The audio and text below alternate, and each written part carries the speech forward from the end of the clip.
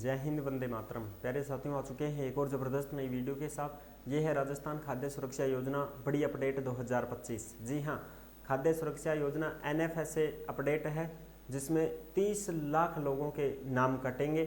ठीक है, क्यों कटेंगे, कैसे कटेंगे, क्या है बड़ा कारण, उसके ऊपर भी हम बात करेंगे। और APL हो चाहे BPL हो, पूरी की पूरी जानकारी को अच्छी प्रकार से समझेंगे। और जो गिव अप अभियान है वो 30 अप्रैल तक चलाया जा रहा है। अगर कोई अपनी इच्छा से नाम कटवाना चाहता है तो वो हटवा भी सकता है। ठीक है, पूरी की पूरी अपडेट को समझेंगे अच्छी प्रकार से, जो लेटेस्ट अपडेट है। तो अभी तक आप नहीं जुड़े हैं चैनल से तो विश्वास के साथ आप यूट्यूब चैनल को सब्सक्राइब कर सकते हैं, क्योंकि यहाँ पे आपको सभी सरकारी योजनाओं की जानकारी दी जाती है और अच्छी प्रकार से आपको समझाया जाता है। चलो शुरू करते हैं। मैं राजेश गुर्जर स्वागत करता हूँ आप सभी का एक और नई वीडियो में। आओ जी, फटाफट से हम इसके ऊपर बात करेंगे और जो भी लेटेस्ट अपडेट आई है उसको भी देखेंगे। राजस्थान खाद्य सुरक्षा योजना 2025, 30 लाख लोगों के हटेंगे नाम। सिर्फ इनको मिलेगी छूट, यानी कि किन किन को छूट मिलेगी, ऐसे कौन से कैंडिडेट होंगे जिनके नाम नहीं काटे जा सकते हैं और ना काटे जा रहे हैं। NFSA बड़ी अपडेट APL BPL दोनों के लिए है। अब ये है अपनी लेटेस्ट अपडेट जो आप यहाँ पे देख सकते हैं। ये देखो साहब, ये जयपुर की लेटेस्ट अपडेट है 9 अप्रैल 2025 की। भास्कर ब्रेकिंग, खाद्य मंत्री गोदारा को भेजा है प्रस्ताव। राजस्थान में राष्ट्रीय खाद्य सुरक्षा से हटेंगे 29 लाख लोगों के नाम। EKYC नहीं कराई, सबसे बड़ो मोटो रोड़ो EKYC को, कि साहब EKYC नहीं करवाई है, इस वजह से नाम काटे जाएंगे। और ये हर महीने उठा रहे थे 1.16 करोड़ किलो गेहूं, यानी कि हर महीने 1 करोड़ किलो से भी ज़्यादा गेहूं उठा रहे थे ये लोग। 10 साल तक के जो बच्चे हैं और 70 साल से ज़्यादा के जो बुजुर्ग हैं उनको सिर्फ राहत दी गई है कि भाई जो 10 साल से कम उम्र का बच्चा है ना, नहीं कटेंगे, नहीं कटेंगे। अब किन किन के नहीं कटेंगे वो देख लो। एक तो 10 साल तक का बच्चा, यानी कि 1 साल से 10 साल तक के जो बच्चे हैं उनके नहीं कटेंगे। दूसरे जो बुजुर्ग हैं, यानी कि 70 साल से प्लस, 70 साल से 100 साल तक का, 100 से ऊपर भी कोई जीरो है तो भाई देख लो है, इनके भी नहीं कटेंगे। इनको क्या दी गई है, छूट दी गई है। अब बच्चे कौन, अब 11 साल से और 69 साल तक, 69 साल तक के जो कैंडिडेट हैं उनके नाम काटे जाएंगे भाई। उनके क्या होंगे, कटेंगे, अगर वो गलत पाए गए तो। ठीक है जी, क्योंकि इनकी तो क्या होती है, EKYC नहीं होती है, और इनकी क्या होती है, EKYC होती है। और ये जो छोटा टाबर रहा 10 साल से नीचा का, उनकी EKYC ना है। और जो 70 साल से ज़्यादा उम्र का बुजुर्ग आदमी होगा उनकी भी EKYC नहीं होती है, फिंगर वगैरह कुछ आते नहीं है, तो उनको तो छूट दी गई है, उनका तो नहीं काटा जाएगा उनका तो नाम। ठीक है, गिव अप अभियान इस माह तक खाद्य एवं नागरिक आपूर्ति विभाग ने पिछले साल नवंबर से गिव अप अभियान शुरू कर रखा है, जो 30 अप्रैल तक चलेगा। इसमें सक्षम व्यक्ति को स्वेच्छा से हटाए जाने का अभियान चलाया जा रहा है। अब करीब 16 लाख से ज़्यादा नाम कटवा चुके हैं, 16 लाख से ज़्यादा नाम कट चुके हैं, स्वेच्छा से कटवा दिए उन्होंने। और वहीं जगह खाली होने पर पात्र 16 लाख से ज़्यादा लोगों को जोड़ा भी गया है। 16 लाख ने काट दिया नाम ने, तो 16 लाख नया भी जोड़ दिया। योजना के तहत राज्य में 4 करोड़ 46 लाख लोगों को पात्र मानते हुए मुफ्त गेहूं दिए जाने का प्रावधान है।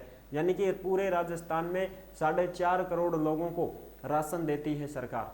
ठीक है, तो 4.5 करोड़ से ज़्यादा नहीं होना चाहिए। 4.5 करोड़ से ज़्यादा गया तो फिर हटाऊंगा नाम और फिर मन नया जोड़ेगा। जो पात्र हैं, गरीब आदमी हैं, उनको जोड़ा जाता है। कलेक्टर को नाम जोड़ने का अधिकार भी दिया गया है।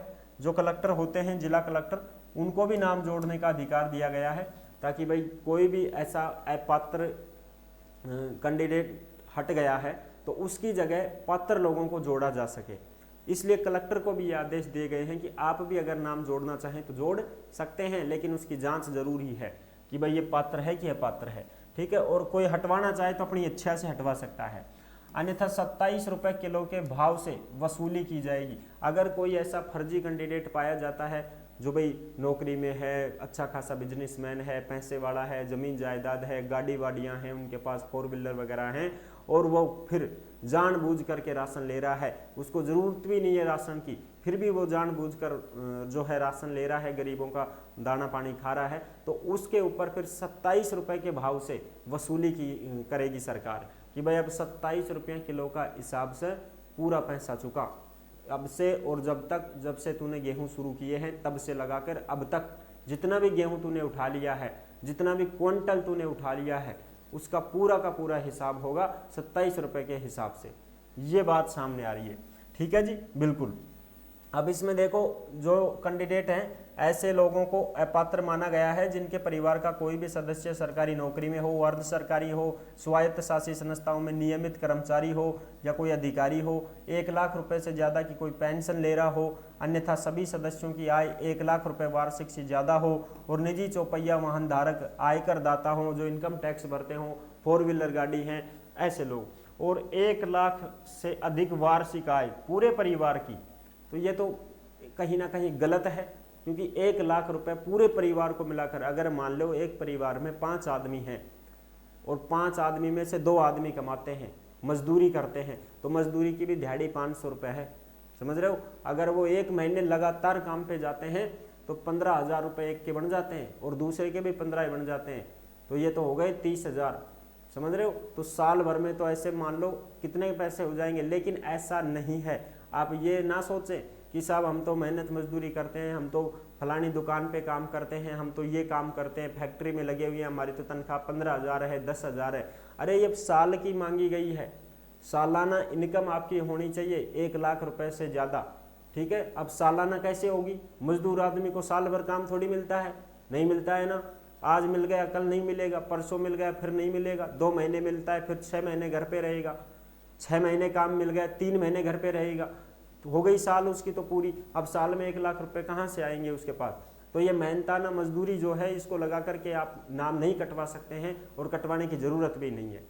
सीजन का आदमी सीजन पे काम करे, ब्याह शादी चलेगा काम पे, मंडी शुरू होगी चलेगा काम पे, काम शुरू होगा कारीगर के साथ चलेगा, लेंटरा में चलेगा, कदे गया कदे ना गया, क्या मतलब है फिर उसमें। आप रेगुलर थोड़ी हो, आप तो मजदूर आदमी हो, आपका कैसा गेहूं काटा जाएगा, नहीं कट सकता ना। तो इससे ना घबराएं आप, ठीक है जी, बिल्कुल। मैंने तो बार बार बोल रखा है, पहले भी बता रखा था कि ऐसे जो मजदूर आदमी है वो ना घबराएं, ठीक है, बिल्कुल। अब देखो खाद्य एवं नागरिक आपूर्ति मंत्री सुमित गोदारा ने बताया कि जिन्होंने केवाईसी नहीं करवाई है उनके नाम हटाए जाएंगे। ये कौन लोग हैं उनकी भी जांच करवाई जा रही है, यानी कि केवाईसी जरूरी है भाई। और केवाईसी आप करवा सकते हैं, कब तक करवा सकते हैं, 30 अप्रैल तक जब पोर्टल खुल रहा है तो 30 अप्रैल तक आप केवाईसी करवा सकते हैं।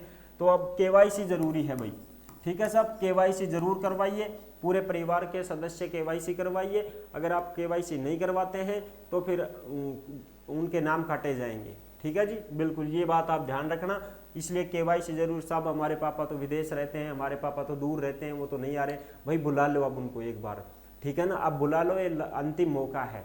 देखो नहीं फिर गेहूं बंद हो जाते हैं, उसमें दिक्कतें आती हैं, तो आप उनको बुला ही लो एक बार। या फिर उनको ये बोलो कि अगर आप केवाईसी करवाना चाहते हो तो पूरे भारत में तो एक ही बात है, कहीं से भी मित्र वाले से वो कहीं से भी राशन डीलर के पास जाकर के कोशिश करें कि साहब हमारी केवाईसी कर दो, ये हमारे नंबर हैं, फिंगर लगा दो, क्योंकि पूरे भारत में बात तो एक ही है, ऑनलाइन चल रहा है सारा का सारा सिस्टम, समझ रहे हो। तो कोशिश करें जहां तक संभव हो सकती है, और अगर नहीं होती है तो फिर आपको तो अपने राशन डीलर से संपर्क करना ही होगा।